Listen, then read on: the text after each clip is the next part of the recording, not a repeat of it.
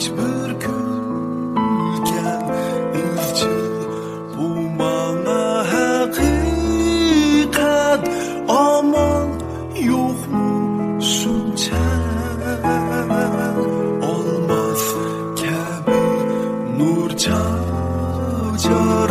gözlerden tökülgen uncan cinim kömlüm kılmayırım mal dert tükkan geçer aytqın canım men derdinge yetey ve yoksa bilen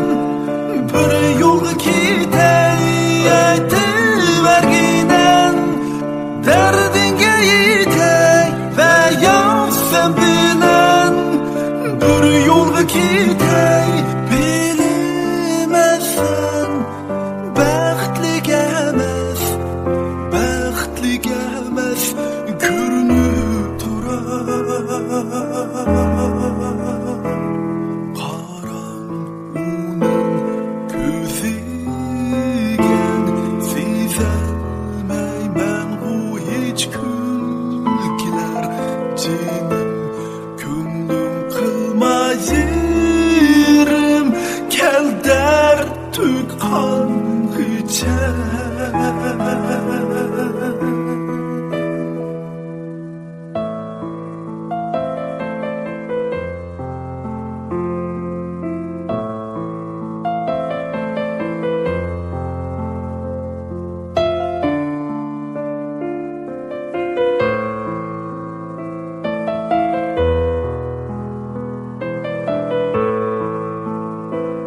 olmaz kabi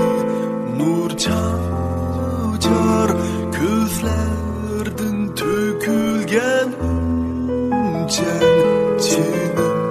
kömlüm kılmayırım mal dert tükkan geçer aytqın canım men derdinge yetey ve yoksa bilen bir yol gitey aytıvergiden derdinge yetey ve yoksa bilen bir yol gitey bilemezsen baxtlik emas görünüp durar qaran onun közigen sezalmayman bu hiç külkiler cinim kömlüm kılmayırım kel dert tükkan geçer